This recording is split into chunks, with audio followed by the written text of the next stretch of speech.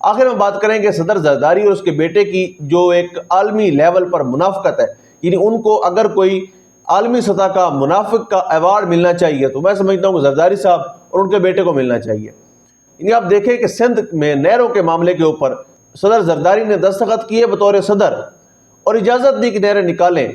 لیکن جلسوں کے اندر بلاول زرداری جو ہیں وہ بڑی تڑیاں لگاتے ہیں، دھمکیاں لگاتے ہیں اور کہتے ہیں کہ میں کبھی بھی یہاں سے نہریں نہیں نکلنے دوں گا۔ ایک طرف مسلم لیگ نون کے اتحادی ہیں، ایک طرف مسلم لیگ نون کے ساتھ اس چوری کا مال کھانے میں مصروف ہیں، ایک طرف مسلم لیگ نون کے ساتھ مل کر اس بددیانتی میں، اس گنڈا گردی میں، اس دہشت گردی میں، اس ووٹ چوری میں، اس مینڈیٹ چوری میں ساتھ ملوث ہیں، اور دوسری طرف یہ لوگ ڈرامے کرتے ہیں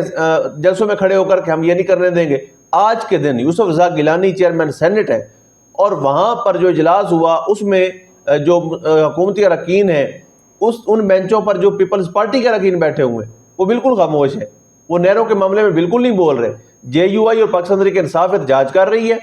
اور پیپلز پارٹی بدستور خاموش ہے، لیکن گیلانی صاحب نے نہروں کے معاملے پر بولنے کا بھی موقع نہیں دیا، اجازت نہیں دی۔ تو یہ منافقت کا ایوارڈ یقینی طور پر پاکستان پیپلز پارٹی جو کسی دور میں جمہوریت کی چیمپئن ہوا کرتی تھی ان کے نام جاتا ہے، اور ان کے اس منافقانہ رویے کی مذمت بھی ہونی چاہیے، اور آئی تھنک سو جب یہ عوام میں جائیں ووٹ مانگنے کے لیے تو ان کی مرمت بھی ضروری ہے۔ اللہ کریم وطن عزیز کا حامی و ناصر ہو۔ پاکستان